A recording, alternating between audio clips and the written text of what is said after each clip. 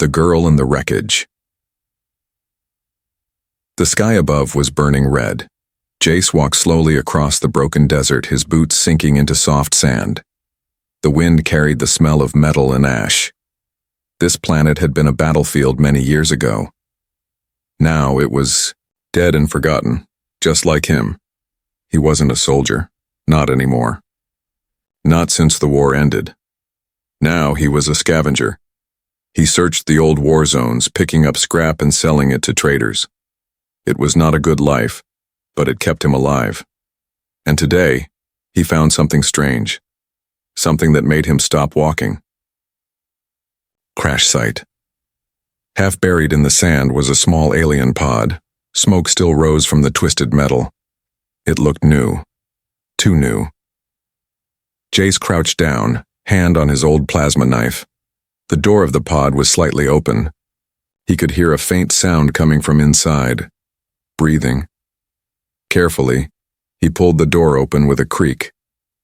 Inside the pod, he saw her. A small figure curled up on the floor. Pale purple skin, glowing blue lines on her arms. Alien tech suit, cracked and torn. Her eyes were wide open but full of fear. She looked no older than 15 in human years. She wasn't moving. "Hey," Jace said, voice low. "Can you hear me?" The alien girl flinched. She tried to sit up, but pain ran through her side and she gasped. Jace saw dark blood on her ribs. "I'm not here to hurt you," he said, raising both hands. "You're injured, I can help, but—" The girl didn't trust him. "Stay back," she shouted in a trembling voice. "You're human! You killed my people!" Jace froze. He didn't know what to say. He had never killed anyone. The war was not his choice. "I didn't fight," he said slowly. "I don't work for them, I just survive like you." The girl stared at him. Her eyes were deep and filled with sadness. Jace saw something else too. Fear, but also hope. She was alone. And so was he. An hour later, Jace had carried her back to his small shelter under a rocky cliff. It was nothing fancy, just a cave with solar panels, old machines, and water filters. But it was safe. He cleaned her wound with care. The girl cried out in pain, but she didn't stop him. "What's your name?" Jace asked. While wrapping her, sighed, she looked away. "Nayra." "I'm Jace," he said, smiling gently. She didn't smile back. "Why were you in that pod?" he asked. Nayra's face turned dark. "My people were running," she said softly. "Humans attacked our ship. Everyone died. I escaped. Barely." Jace looked at her for a long moment. He wanted to say he was sorry. He wanted to say it wasn't fair. But what good were words? They wouldn't bring her people back. "I don't trust you," she added. "But you saved me. That means something."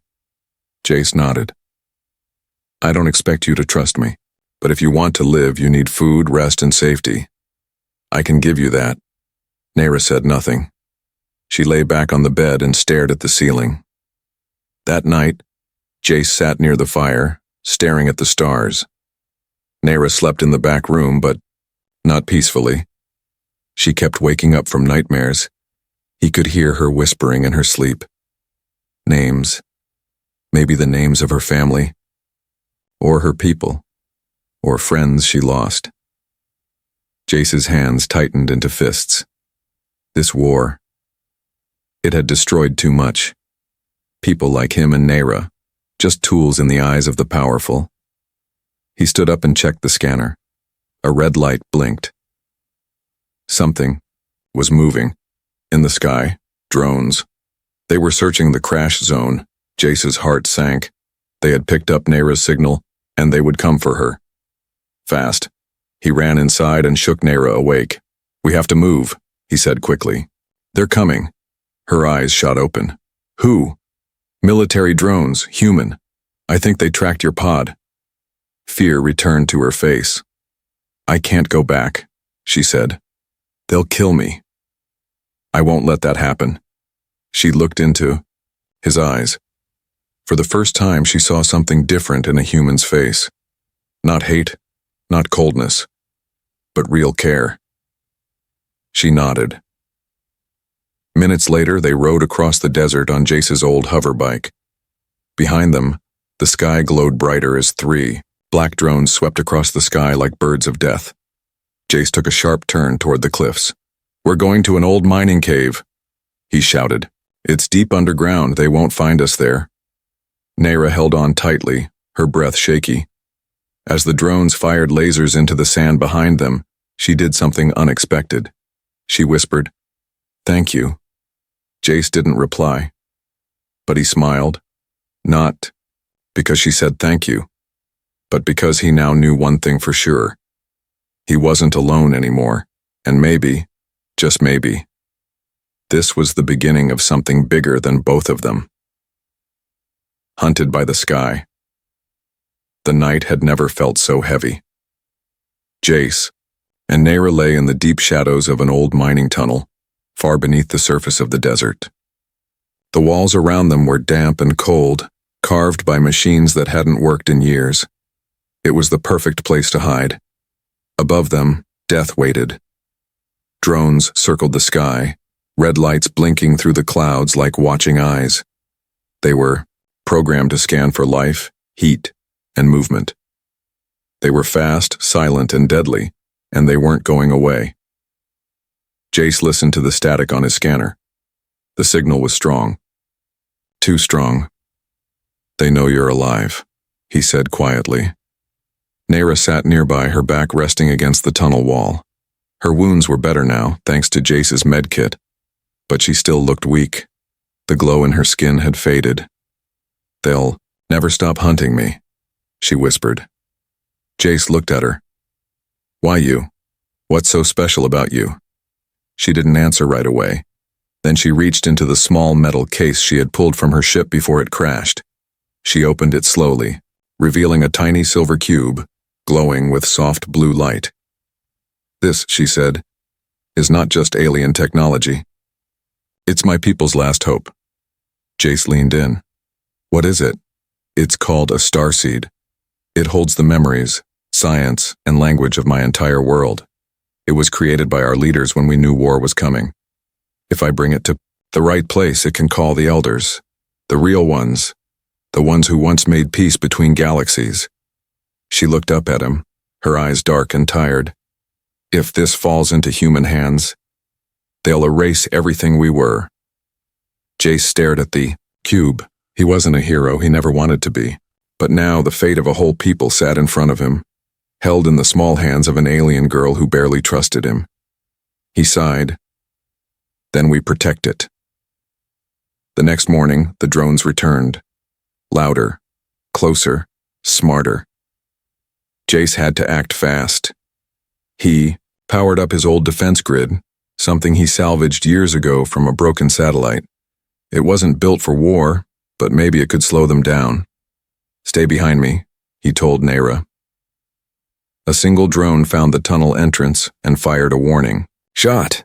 The explosion shook the ground. Jace rolled aside and fired back with a pulse rifle. The drone dodged, but one of its wings sparked. It pulled back for a moment, and that was all the time they had. "Now!" Jace shouted. "Run!" They sprinted down the tunnel deeper and deeper. Old tracks rattled under their feet. Rats scattered, in the shadows. The walls narrowed. Finally, they reached an old elevator shaft. "I've never used this," Jace said, panting. "But it should go deeper, way below the drone scanners." Nayra didn't hesitate.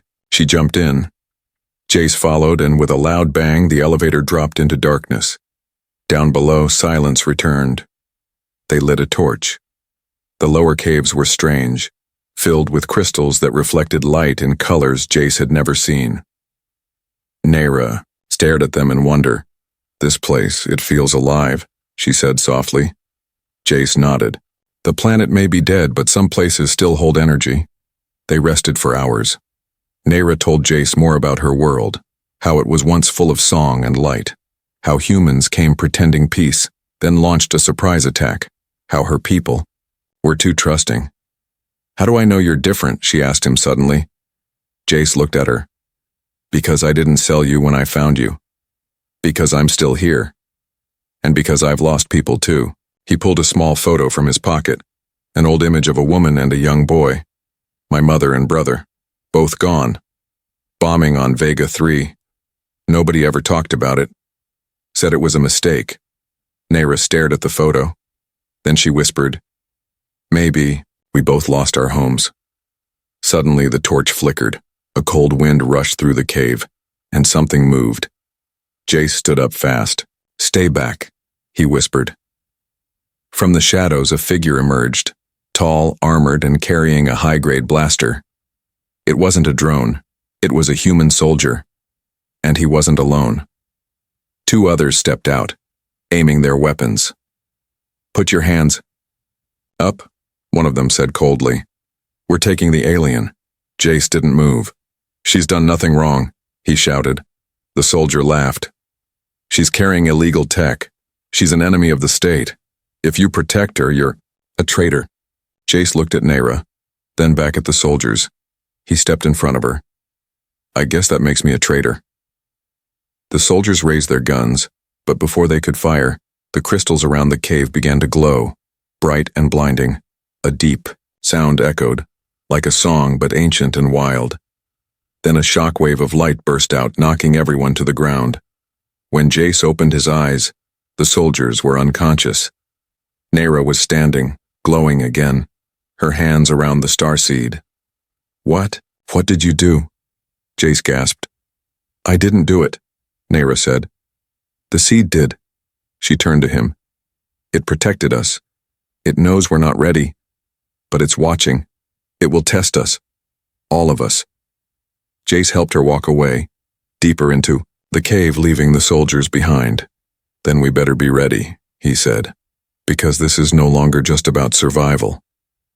Nayra looked up, her eyes full of something Jace hadn't seen in her before. "Fire.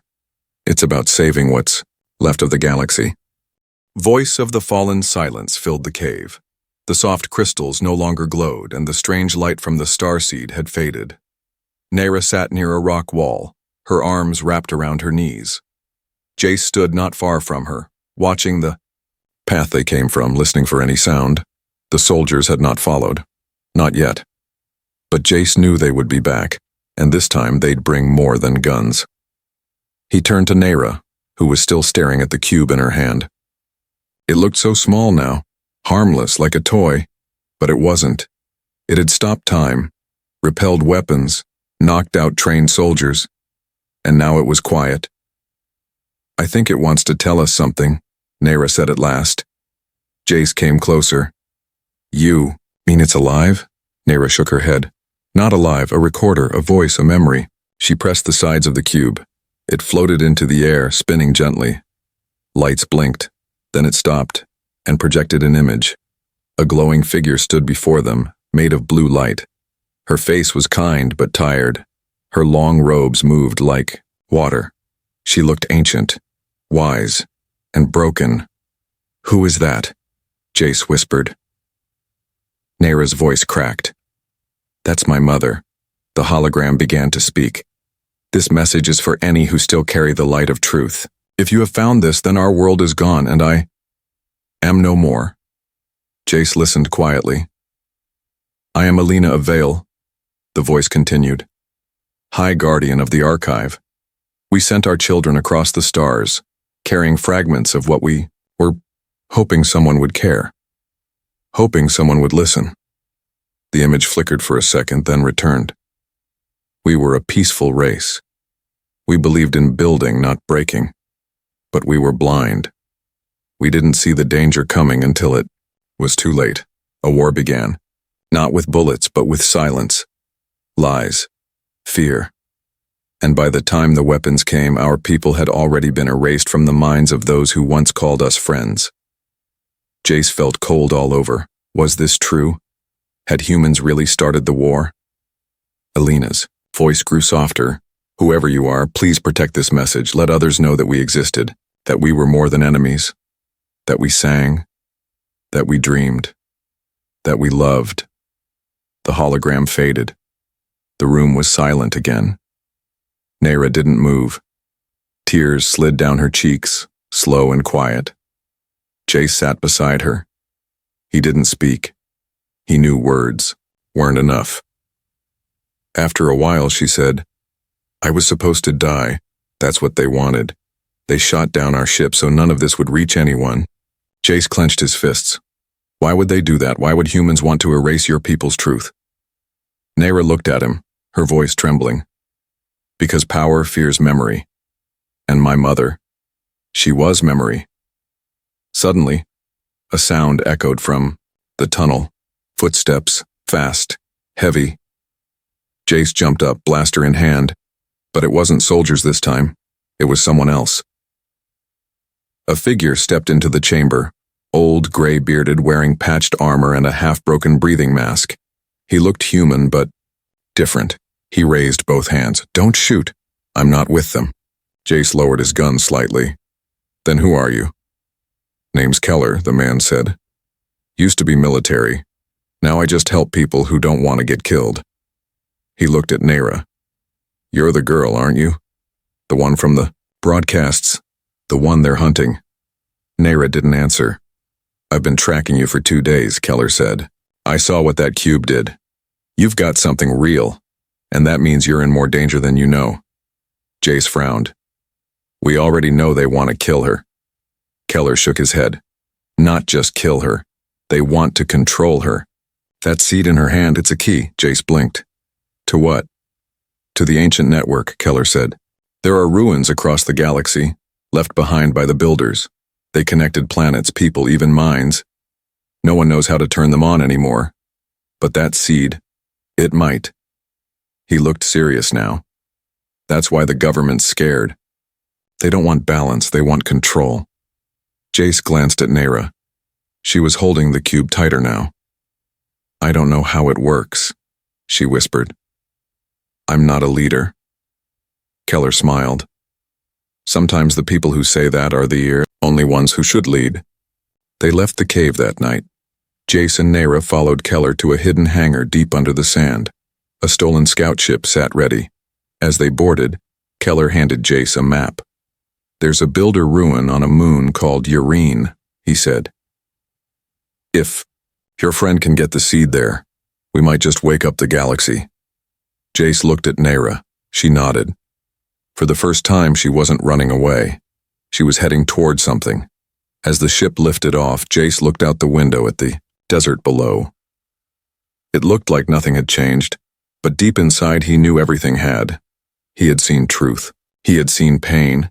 And he had seen hope in the eyes of a girl the galaxy wanted to erase. Jace whispered, "We'll show them. We'll show them all." Nayra stood beside him, her eyes on the stars. The voice of the fallen still echoed in her mind. And now that voice had a protector, a human. Outlaws of the stars. The stars stretched endlessly across the window. Jace stood at the front of the stolen scout ship, hands tight on the control wheel. Nayra sat beside him, her eyes scanning the blinking lights on the navigation screen. Behind them, Keller was asleep on the floor, wrapped in a blanket. They had escaped the desert planet, but they were far from safe. "All the routes are locked," Nayra whispered. "Someone's tracking us," Jace sighed.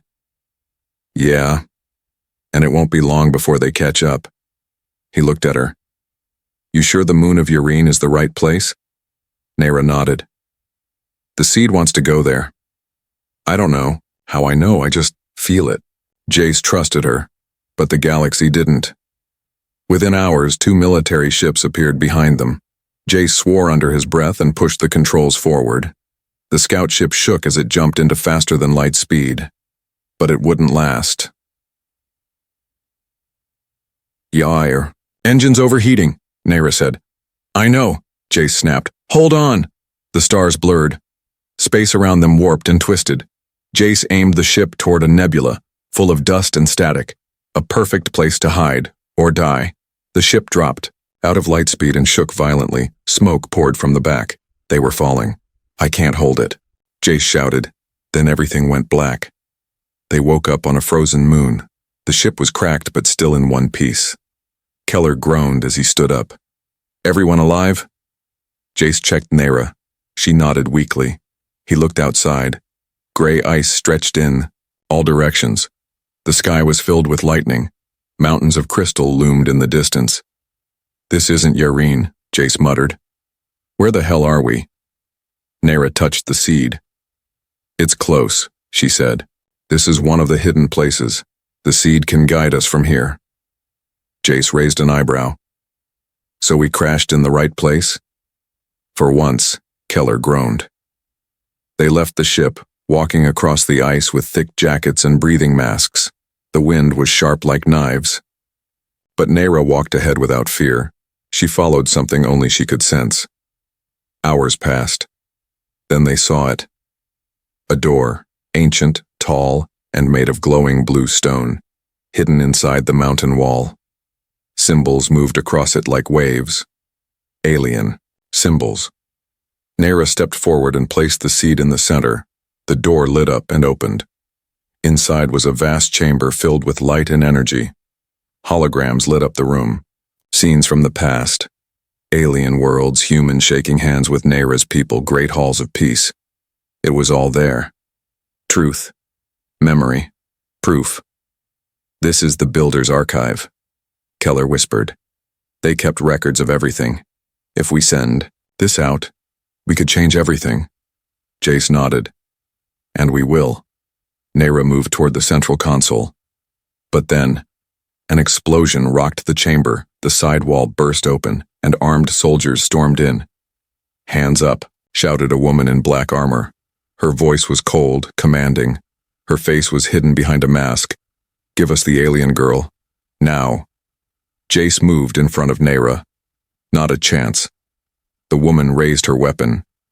"Then you die." Suddenly, another voice echoed from behind. "No, you do." The soldiers turned. A group of aliens stood in the broken wall, scars on their bodies, weapons in hand. Rebels. One of them shouted, "Take the humans!" Gunfire burst through the chamber. It was chaos.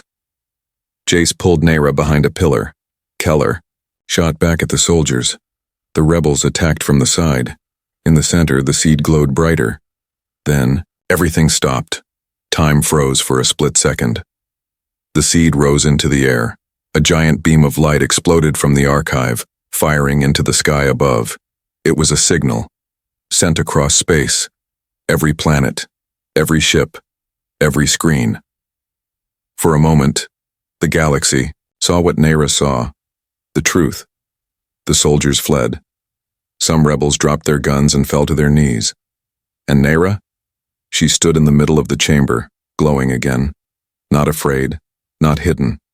For the first time, she looked like a leader. That night they lit a fire near the wrecked ship. Keller sat sharpening his blade. Jace stared into the flames. "You think they believed what they saw?" he asked. "They saw peace," Nera replied. "They saw what could be, what was lost, and what happens now." Nera turned to him. "They'll come for us, some to help, some to stop us." Jace smirked. "So we're outlaws now?" She smiled back. "No, we're messengers." In the shadows, someone was watching. A black cloaked figure stood on a distant hill, holding a communicator. They activated. "The beacon," he whispered. A cold voice answered. "Then the war must begin again." The figure nodded and vanished into the night. The Council of Lies. They had seen the truth. Now the galaxy was shaking. Nera's message from the Builder's Archive had spread across hundreds of systems. On human stations, alien outposts, even pirate radio signals, the broadcast showed peace between species, then betrayal. It showed the truth about the war. Some called it fake, some called it freedom, but most were afraid. And now Nera and Jace were headed into the heart of it all. Keller landed their stolen ship on Valon Prime, capital of the United Human Federation, a city of towers, silver domes, and floating highways. It looked beautiful from space. But Jace knew beauty could hide poison. The Galactic Council was in session. One human, 2 alien representatives, and a floating AI that held the final vote. They had called for Nera, not to honor her, but to silence her. They want to put You on trial, Keller warned as they walked toward the hall. But this won't be justice, it's a show. Be careful what you say. Nayra nodded. I will speak. Not for me, but for the dead. The trial chamber was massive. Cameras floated everywhere. Crowds filled the glass balconies. Military guards stood at every entrance. Jace stood at Nayra's side, but the council guards blocked him from following her to the center. She was alone in the light. A deep voice spoke from above. State your name and origin. She raised her head. I am Nayra of Vale. I speak for the ones who cannot speak anymore. A loud murmur moved through the room. A man in golden robes, Chancellor Vorn, leader of the Federation, stood. We have reviewed your message, he said. It contains images of fake peace, forged memories, and ancient myths. You bring chaos to our systems. Nayra didn't blink. It is not fake. It is history. You just buried it. One of the alien representatives, an old being with 6 eyes, spoke next. I saw the message. My people remember those songs. They were real. I stand with her. The chamber exploded in argument, yelling, anger, fear. Vorn slammed his staff. Enough. She is an illegal intruder carrying stolen tech, spreading lies. Nayra stepped forward. If I die here today, she said, at least the galaxy saw the truth before you silenced me. Jace's hands shook as he watched. This wasn't justice, this was a trap. Suddenly, Keller touched his arm. Security feed, he whispered. I hacked the back cameras. Look at this. Jace stared at Keller's wrist screen. It showed a secret room, behind the chamber, where Vorn stood earlier, now filled with documents, files, and footage, the real history. All hidden, Keller said. This is it. Proof they knew. Proof they lied. Jace looked at him. We have to show it. Keller grinned. Leave it to me. Back in the chamber, Vorn raised his hand. Nayra of Vale. By the laws of the Federation, I charge you with inciting rebellion, spreading misinformation, and possessing banned builder technology. You will be held in isolation and... Suddenly the lights flickered. The screens behind him lit up. New images appeared. Vorn speaking to generals before the war started. Orders to strike Nayra's planet even during peace talks. Human leaders smiling while signing false agreements. Footage of builder sites being raided for secret tech. Gasps filled the chamber. People stood. Some cried. Some shouted. The lies were burning in real time. Vorn turned pale. Who did this? Shut it down. Keller's voice echoed from the speaker. System. Hi, Chancellor. Maybe next time don't store your war crimes in the public archive folder. Jace laughed. Even Nayra smiled. Chaos erupted. The AI representative, once silent, flashed red lights. Corruption confirmed. Emergency vote initiated. The other council members stood. We demand Vorn be removed. Security bots surrounded the Chancellor. He screamed, They are manipulating you. This is alien trickery. But no one believed him now. Nayra stepped forward one last time. My world was burned. My mother died begging for peace, and still I do not ask for war, I ask for truth. Let the galaxy choose its future, with open eyes. The chamber was quiet. Then one by one, people began to clap, then cheer. The alien rep bowed to Nayra, even. The AI blinked green. Later that night, in a quiet room, Jace found Nayra looking out the window. Valon Prime looked peaceful, but warships were still orbiting above. They voted to suspend all attacks, he said. At least for now. Nayra didn't smile. For now is not forever. But it's a start. She turned to him. Do you still want to protect me? Jace didn't hesitate. No, I want to follow you. She looked surprised. You're the voice they need, he added. And I think you're just getting started. Nayra looked out the window again. Stars shined in the distance, and behind one of them, something darker waited. Far away in the cold of space, a fleet of black ships moved silently. At their center stood a tall figure in silver armor.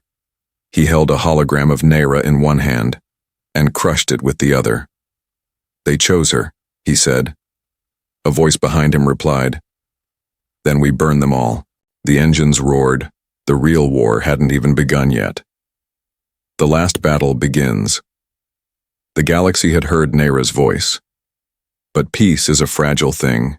It didn't take long before warships started to move again. This time not from the Federation, but from the Shadow Fleet, a hidden force led by a group known only as the Silence. They were human, but not part of any government. They were rich, powerful, and invisible, and they had just declared war. Nera stood before a table covered in holograms. Blue lights flickered as fleet positions moved across the stars. Jace stood beside her, arms crossed. Keller, tired and bandaged, leaned on the table. "This is worse than we thought," Keller said. "The Silence isn't just one fleet. They have stations, assassins, sleeper agents. They were behind the war from the beginning." Nera's eyes were sharp. "Then we fight." Jace looked at her. "With what? You saw what they did to the Yaren moon. One ship wiped out everything. We don't have that kind of power." Nera reached into her pocket and held out the seed. "We don't need power. We need truth. And allies." She pressed the seed. A beam of light burst from the table, projecting the image of the Builder ruins, her mother's message, and the council trial. The truth again. Then she added one more image, her face and her words. "People of every world, this is Nera of Veal. I was hunted, lied to, and nearly erased, but I am still here. And if you believe in a better galaxy, join us." The message was sent across space, across systems, to every rebel group, hidden resistance, neutral planet, and forgotten colony. Now, they had to wait. 2 days later, ships began to arrive. Not many, not powerful, but real. An old alien battleship from the Orion War, a freighter filled with medics and engineers, a tiny fighter group from Earth's moon who refused to join the old war. They were small, but they were willing to stand. Jay stood on the landing deck staring at them. "They came," he whispered. Keller smiled. "Not an army, but it's a start." Nera watched from above. "They don't follow orders," she said, "and they follow hope. But hope alone wouldn't win this war." The Shadow Fleet arrived 2 days later. 10 massive ships, silent, black as space itself. Their leader, known only as Commander Drayan, sent a message. "You were warned. You chose the alien. Now you will burn with her." Nera didn't answer. Instead, she ordered the fleet to move toward Ironis, an empty planet full of dust, but rich with old Builder technology. There the final stand would take place. The day of battle came. Nera sat in her ship's command chair, wearing armor made by both humans and aliens. Simple, strong. Jace sat next to her. "You ready?" "No," she said honestly. "But we don't need to be ready. We just need to be brave." In space, the fleets faced each other. The Silence moved first. A storm of missiles and plasma beams lit up the void. But Nera's allies were fast, smart. They used asteroids for cover, old mines, hidden tricks. The rebels were few, but they fought with everything. Keller led a small team inside one of the enemy ships, planting EMP bombs. Jace flew a fighter, dodging fire and leading enemy drones into traps. Nera stayed in command, watching every move.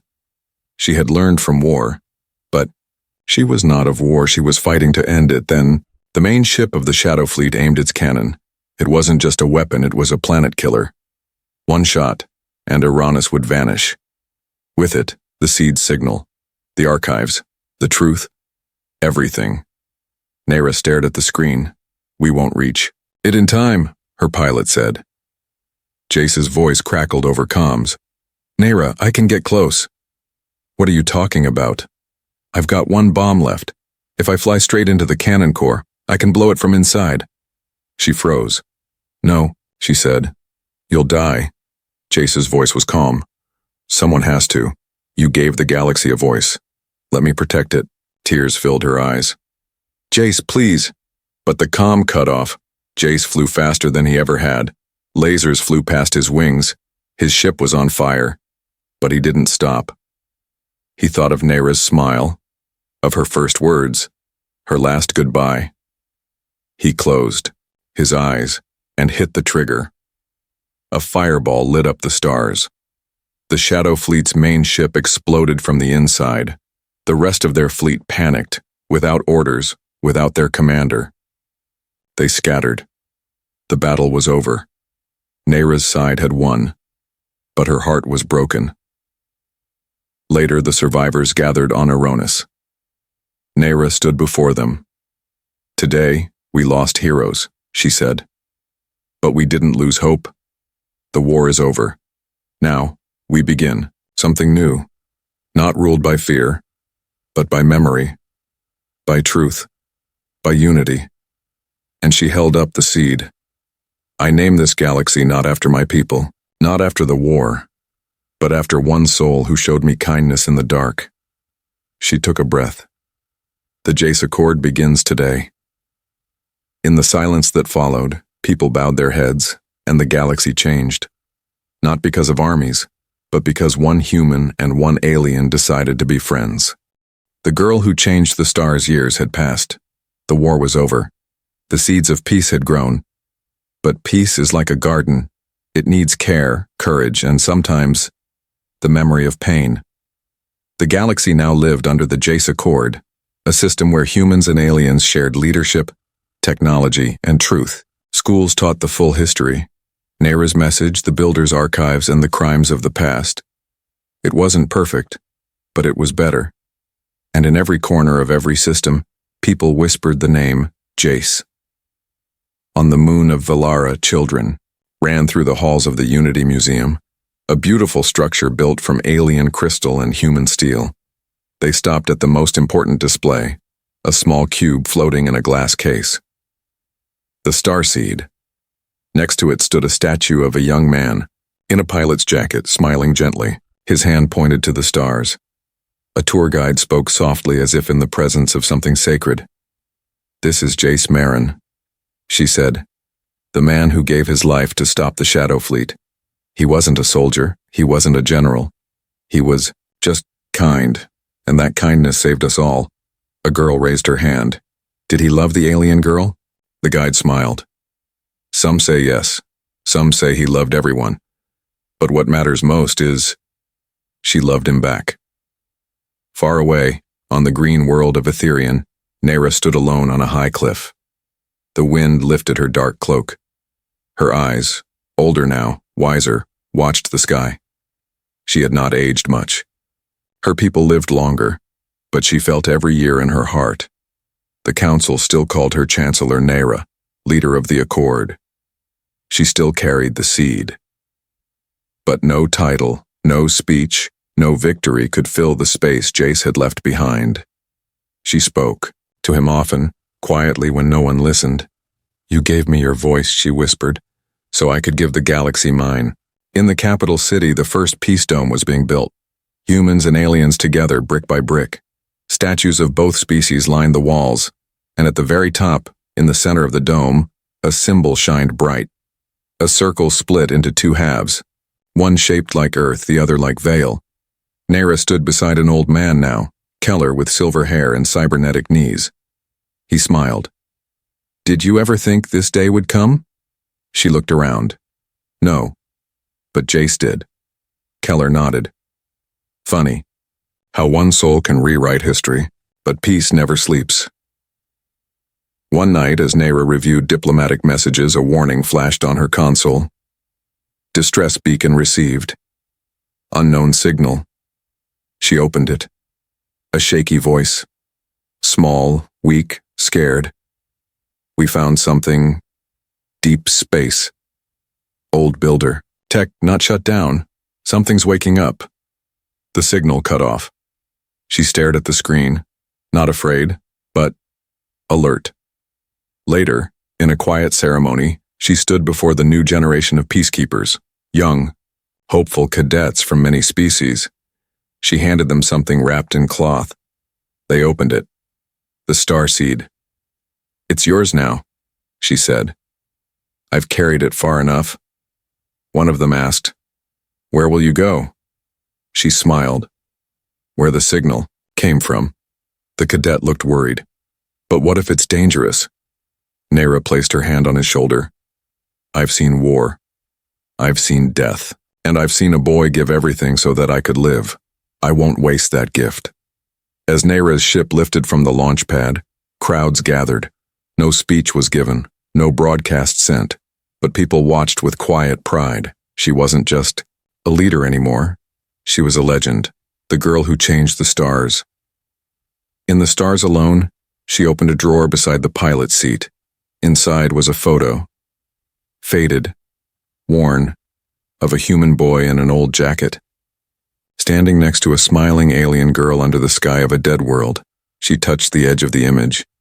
I still hear you, Jace, she whispered, in the silence between stars. And with that, she turned toward the unknown. The galaxy still needed saving, and she wasn't done yet.